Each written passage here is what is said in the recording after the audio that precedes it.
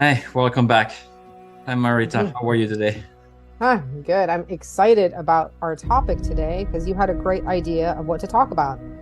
I wanted to explore something that often comes in or people are asking about, which is channeling. Who is really speaking to us? How do we make sure it's really intuition, what we call gut feeling, maybe, or guidance, Mhm. or channeling is coming from a good spirit, making sure it's not coming from a trickster or a dark entity or some other spirit that maybe have a different agenda for us. I think that is a topic we could talk about for the rest of our lives, but today we're only going to briefly chat about it for about 10 minutes or so. So I love it's so important to define these things, right? Because we have different definitions of intuition. So you define intuition as a gut feeling, right? And I just want to take a moment for everyone to just take a moment. What is your definition? And it's so important in these conversations that, you know, Angel and I are always asking each other definitions of things, right? Because we come from different ways and practices. So we're always learning. So when I also think of intuition, when people think of gut feeling, let me ask you a question. Do you think that gut feeling, as you have described it, is something that gets developed, right? Can you develop that gut feeling, or is it just something innate? Yeah, it's a good question. The way I feel about it, I think we are born into a network of relation and Mhm. belonging. We're a pretty clean slate in some ways when we're born. And I think children naturally, can feel a tree, even sing a song, talk to a stone. We have this kind of fifth sense that is telling us where to go, what to do, right? But then life Mhm. happens Yeah. and we get bad experiences. We get what we call trauma, but even without going to trauma, we just get a learning process in our mind that is telling us this is good and this is bad. And the way we see the world is through our nervous system a lot, right? It's through how we react to it. And so very often when people say this intuition, I need to really do that, very often I want them to kind of slow down, reconnect to the body, probably ask their guides and see if Mhm. it's really coming from higher power or soul. I would say for me, intuition is coming from the soul. It's something that's coming from beyond the limited self.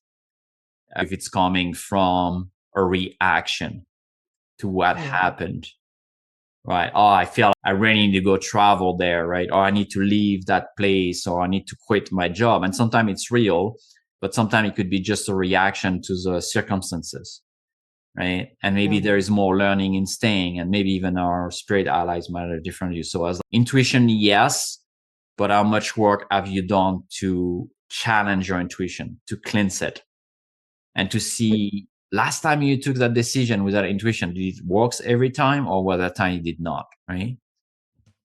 There's a practice that I come from, it's called, almost because we come from an animal background, stalking how an animal perceives and receives information is to be very vigilant of yourself, right? You're constantly having to learn of yourself. And so when I think of intuition, I've heard a lot of people, because I've been having this conversation with people who relate intuition to good or bad. Mm. And then there's this ultimatum of, oh, I am good if I do that, or that is a good thing versus I am bad. And it comes down to, can I be a good person? Not knowing sometimes that something that might be good for you, here's the other layer of society, is it's supposed to come in a certain way or feel a certain way, right? And so I feel, from 0 to 18 months, right? That's the trajectory that it takes a child to finally start to identify its sovereignty, start to identify things that it likes, right? But in 0 to 18 months, you're informed so many ways, Mm. whether you have been taught to, you were raised by going outside and being outside being okay with you, then you're okay, nature's okay. But if you were taught in a very structured human centric environment that doesn't let you go outside, then outside is bad. And then your connection to nature is not there. So I believe it's always important when we're having these conversations, as you said, question your intuition, question the structure of it. How was it created? What's your feedback loop? And who helped create that, Mm, right? And I feel that so many times, I hear or see the phrase, "Oh, I want to be with minded individuals." And I'm like, well, why. You just want to be reflected back what you already have decided is safe for you or is reflecting back that you're a good person.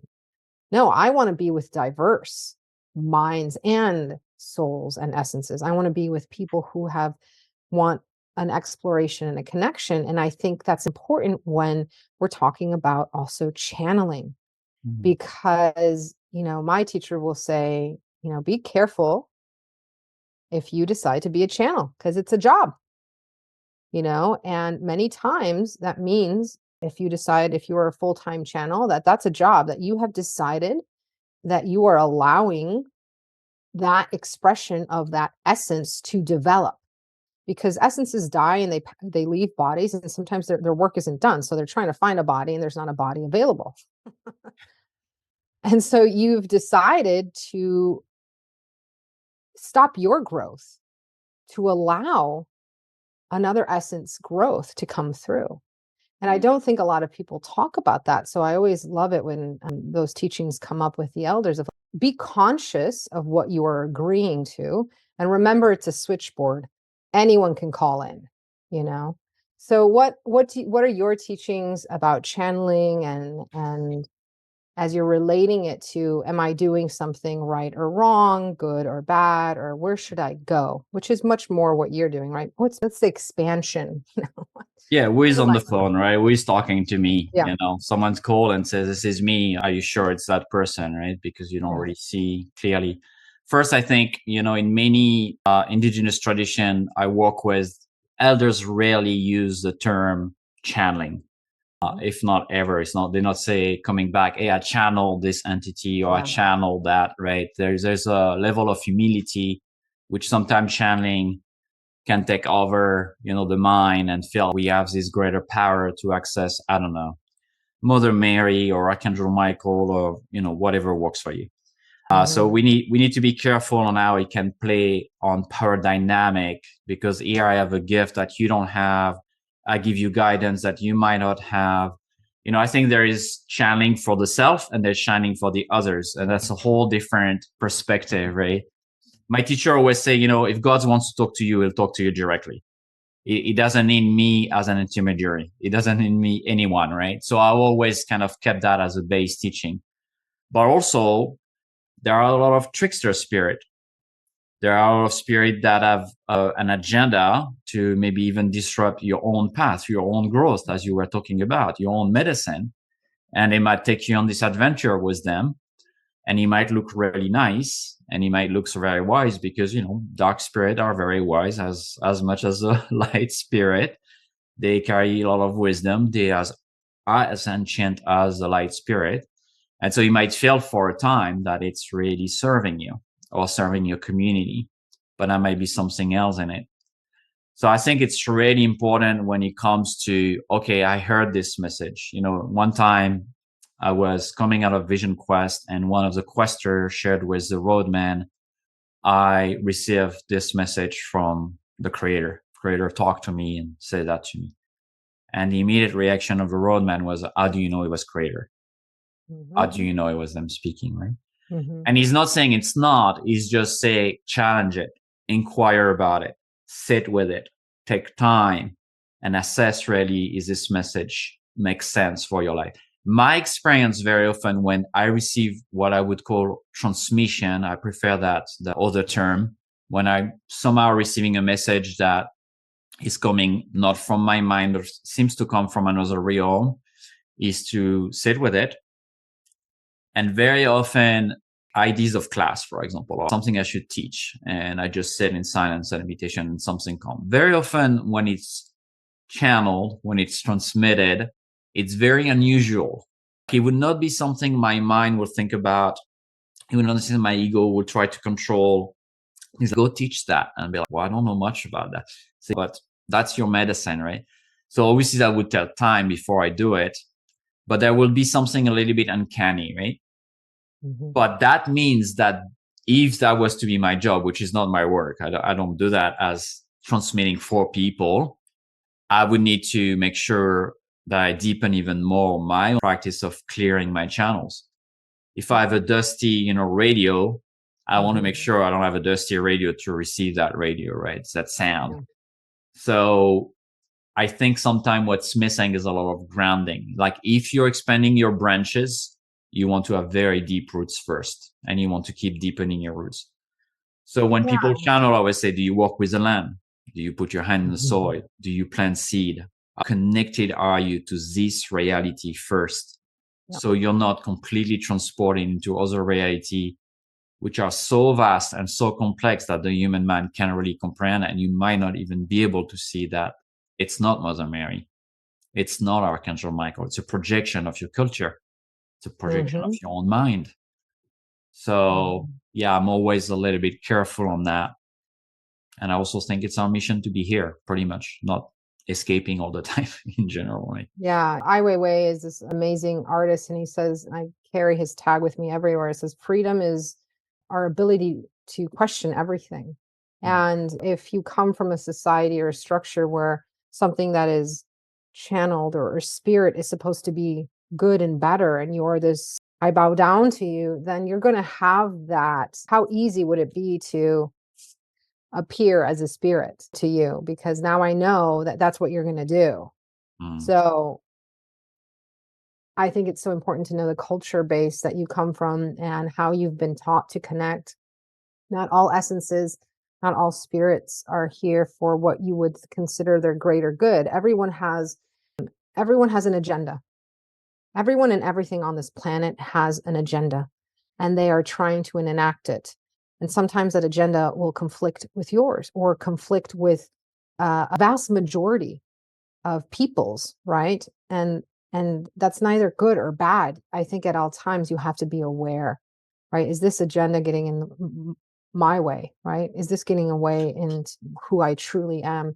And then I think that takes also a system of questions. I come from very traditions where there's a lot of testing that you have to do Mm-hmm. it, to test from others, but you are a self test everything that comes in, and you go through a very systematic kind of checklist. If we're getting on the plane, there's a checklist. We're going to fly this plane, there's a checklist. And there's definitely many checklists and practices that I've been taught to make sure that what is coming in is true, right? And you're always supposed to get verification.